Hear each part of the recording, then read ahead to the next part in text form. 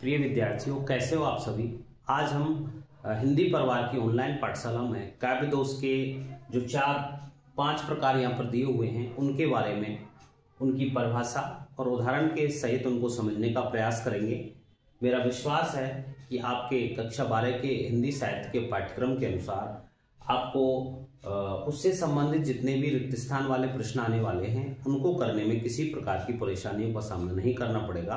तो आइए विद्यार्थियों, देखते हैं इन 5 काव्य दोष के प्रकारों को और साथ साथ उनके उदाहरणों का भी रुख करते हैं। अगले वीडियोस में हम 2 वीडियोस और लाने वाले हैं। कुल मिलाकर के 14-15 जो काव्य के दोष हैं वो आपको स्पष्ट होंगे। तो देखते हैं, यहाँ हमने लिया है, पहला है श्रुति कटुत्व दोष। यहाँ विद्यार्थियों, प्रत्येक जो है काव्य दोष जो है उसका शाब्दिक अर्थ यदि आपको याद होगा तो निश्चित रूप से आप उस काव्य दोष वाले प्रश्न को कभी भी गलत नहीं कर पाएंगे। तो यहाँ विद्यार्थी जैसा कि लिखा हुआ है श्रुति कटुत्व, यानी कि श्रुति यानी कानों में या सुनने में, कटुत्व यानी कि जो कड़वा लगे, यानी कि कानों को अर्थात सुनने में जो शब्द कैसे लगे, कड़वे लगे और उस शब्द का प्रयोग उस किसी वाक्य में कर दिया गया हो किसी कवि के द्वारा, तो वहां श्रुति कटुत्व दोष होता है। देखिए, जब शब्द सुनने में अप्रिय लगे, किसी प्रकार का आपका उसमें प्रश्न आ सकता है रिक्त स्थान संबंधी के जो शब्द सुनने में अप्रिय लगे अर्थात अच्छे नहीं लगे, कटु लगे अर्थात कड़वे जैसे लगे, अर्थात कानों को खटकते हुए से प्रतीत हो, तो यहाँ आपको देखना है सुनने में अप्रिय लगे, कटु लगे, कानों में खटकते से हुए प्रतीत होते हैं, वहां श्रुति कटुत्व दोष होता है। विद्यार्थियों, यहाँ श्रुति कटुत्व दोष को प्रारूप देने के लिए किसी भी कवि के द्वारा या लेखक के द्वारा कठोर वर्णों का प्रयोग किया जाता है। अधिकतर इसमें आपको ट वर्ग वाले जो वर्ण हैं वो देखने को मिलेंगे। तो ये जो कठोर वर्ण हैं उनका प्रयोग इसमें किया जाता है। उदाहरणों के द्वारा समझाया गया है। इसमें पहला उदाहरण दिया हुआ है, कटर कटर तंडुल चबात हरि हंस हंस के, हियरा चटकात हरि रुक्मिन महारानी के। यहाँ उदाहरण को पढ़ने से ही आपको पता चल रहा है कि जो प्रसंग है वो सुदामा के द्वारा जो लाए गए चावल है उनको खाते समय की स्थिति का वर्णन कवि के द्वारा किया गया है। तो इसमें कुछ ऐसे शब्द हैं विद्यार्थियों जो सुनने में कड़वे लगते हैं, कठोर वर्णों का प्रयोग अर्थात यहाँ पर जो मूर्धन्य वर्ण है उनका प्रयोग किया गया है ट वर्ग से। ये जो सुनने में भी कानों को सुनने में ऐसे कठोर से प्रतीत होते हैं अर्थात खटकते हुए से प्रतीत हो रहे हैं। तो यहाँ कटर कटर ये उस चबाने की आवाज को, जो चावल है उनको चबाने की आवाज को यहाँ पर इन शब्दों के द्वारा दिखाया गया है कि कटर कटर तंडुल चबात, यानी कि जो श्री कृष्ण हैं वो चावलों को चबा रहे हैं। कैसे चबा रहे हैं उसका यहाँ पर इन शब्दों के द्वारा दिखाया गया है, कटर कटर इस प्रकार की आवाज लगाते हुए। चबात हरि, श्री कृष्ण चबा रहे, हंस हंस के हीरा, वो हंस हंस करके इस प्रकार से चबा रहे हैं। हीरा चटकात हरि रुक्मन महारानी के, तो यहाँ रुक्मणी के, उनकी जो स्वामिनी है, उनके हृदय को चटकाते हैं अर्थात वहां एक तरह से दिखाते हैं उनको। तो यहाँ विद्यार्थियों कटर कटर शब्द है, इसमें टवर की आवृत्ति है, इसका चटकात में भी आया है। और ये जो शब्द हैं विद्यार्थियों कानों को अप्रिय लगते हैं, कानों को खटकते हुए से प्रतीत होते हैं। तो यहाँ विद्यार्थियों श्रुति कटुत्व दोष आया है। विद्यार्थियों, दूसरा है ग्राम्यत्व दोष। जैसा कि शाब्दिक अर्थ ही इसका प्रकट करता है कि ग्राम्यत्व यानी कि गंवारू भाषा का या ग्रामीण शब्दावली के जो शब्द यदि किसी पंक्ति में आ जाते हैं तो वहां ग्राम्यत्व दोष होता है। कहा गया है इसकी परिभाषा में कि जब साहित्यिक रचना में बोलचाल के ग्रामीण शब्दों का प्रयोग होता है, कोई भी साहित्यिक रचना है उसमें यदि हम ग्रामीण शब्दों का या बोलचाल के शब्दों का प्रयोग कर देते हैं तो वहां पर ग्राम्यत्व काव्य दोष होता है। उदाहरण के रूप में 2 उदाहरण दिए हुए हैं इसमें। मूड पे मुकुट धरे सोहत है गोपाल, यानी कि श्री कृष्ण हैं, उनके मूड पर, यहाँ पर सिर शब्द के स्थान पर हमने ग्रामीण शब्दावली का एक शब्द दे दिया है इसमें। मूड सिर को ही कहते हैं लेकिन वहां सिर का प्रयोग नहीं करते हुए और मूड शब्द दे दिया है जो ग्रामीण शब्दावली से आता है। तो यहाँ ग्राम्यत्व काव्य दोष होगा। दूसरा उदाहरण है हेरत हेरत हार प्रयोग, यानी कि हेरत हेरत यानी कि देखते देखते हार प्रयोग, यानी कि हार मान ली है, परेशान हो गया है, रसखान बताए लोग लोग आए।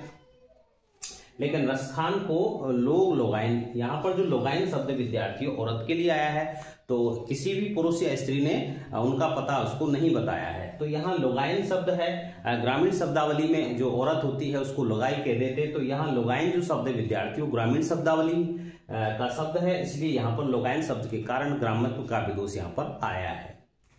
तीसरा विद्यार्थियों दिया हुआ है च्युत संस्कृति दोष। विद्यार्थियों च्युत का मतलब होता है हटना या अलग होना।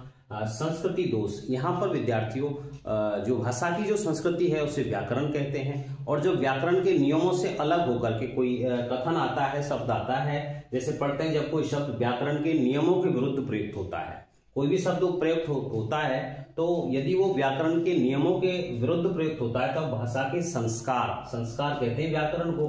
तो संस्कार या संस्कृति भाषा का जो व्याकरण है वो गिर जाता है, गिरा हुआ सा प्रतीत होता है, क्योंकि वहां पर किसका प्रयोग होना चाहिए, साहित्यिक जो है व्याकरण के नियमों का प्रयोग होना चाहिए, लेकिन व्याकरणिक नियम जब गिर जाते हैं तो वहां च्युत संस्कृति दोष होता है। तो यहाँ विद्यार्थियों संस्कृति का अर्थ हम लेंगे व्याकरण से, जब व्याकरण का स्तर जब गिर जाता है तो वहां पर च्युत संस्कृति दोष होगा। जैसे इसमें हम लेते हैं क्षणभर रहा उजाला में, क्षणभर रहा उजाला में, उजाला शब्द इस प्रकार से जब वाक्य में प्रयुक्त होता है तो उजाले शब्द सही होता है, क्षणभर रहा उजाले में यानी कि रोशनी में, प्रकाश में, तो यहाँ उजाले शब्द होना चाहिए था, तो यहाँ उजाला शब्द इस प्रकार से नहीं आता है, उजाले शब्द, तो यहाँ व्याकरणिक अशुद्धि है और व्याकरण के नियमों के विरुद्ध ये है, उजाला शब्द उजाले के स्थान पर अशुद्ध रूप में प्रयुक्त हुआ है, तो यहाँ पर विद्यार्थियों च्युत संस्कृति दोष दिखाई देता है। चौथा इसमें काव्य दोष जो हमने लिया है वो है विद्यार्थियों अश्लीलत्व काव्य दोष। अश्लीलत्व काव्य दोष का मतलब ये होता है कि जहाँ काव्य में अश्लील का मतलब होता है भद्दा या असभ्य, जो सभ्यता के विरुद्ध है और जो भद्देपन का शिकार है, तो जहां काव्य में अश्लील यानी कि भद्दे असभ्य शब्दों का प्रयोग किया जाता है तो वहां पर अश्लीलत्व काव्य दोष पाया जाता है। उदाहरण के रूप में देखते हैं, लगे थूक कर चाटने अभी अभी श्रीमान, तो ये थूक का जो चाटना है वो असभ्य बातों का प्रतीक है, असभ्यता का प्रतीक है, इस प्रकार का उदाहरण देना और इस प्रकार के शब्दों का प्रयुक्ति करना असभ्य प्रतीत होता है, तो यहाँ अश्लील शब्द के रूप में ये प्रयुक्त हुआ है, तो यहाँ पर अश्लीलत्व काव्य दोष माना जाएगा।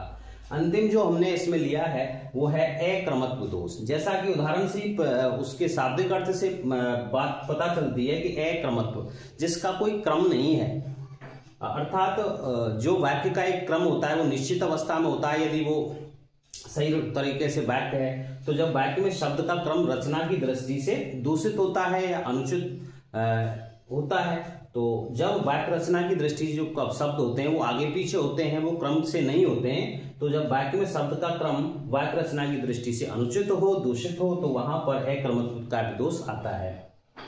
उदाहरण के रूप में यहाँ पर दिया गया है, विश्व में लीला निरंतर तन रहे हैं मानवी, तो यहाँ विद्यार्थियों इन दोनों शब्दों में यहाँ पर क्रम भंग हुआ है, और ये जो मानवी शब्द है मानवों जैसी, यानी कि विश्व में संसार में लीला कर रहे हैं निरंतर लगातार, ईश्वर जो है वो संसार में लीला कर रहे हैं, मानवी यानी कि मानवों जैसे, तो जो मानवी शब्द है वो इस लीला के विशेषण के रूप में आना चाहिए था, और विशेषण कहाँ आता है उससे पहले आता, तो यहाँ जब सही कैसे होता है, ये क्रम भंग हुआ है और मानवी को यहाँ नहीं होना चाहिए था, लास्ट में ये कहाँ आएगा, लीला से पहले आना चाहिए था।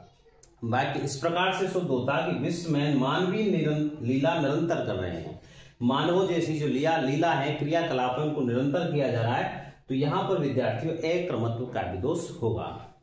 तो यहाँ विद्यार्थियों हमने 5 काव्य दोष के जो परिभाषाएं हैं, उदाहरण हैं, वो लेकर के आए हैं। अगले वीडियो में हम अगले जो 5 काव्य दोष हैं उनको लेकर के आएंगे, और उससे भी अगला वीडियो जो है तीसरी वीडियो के रूप में इस काव्य दोष से संबंधित, उसमें हम अगले 4 या 5 को लेकर के आने वाले हैं।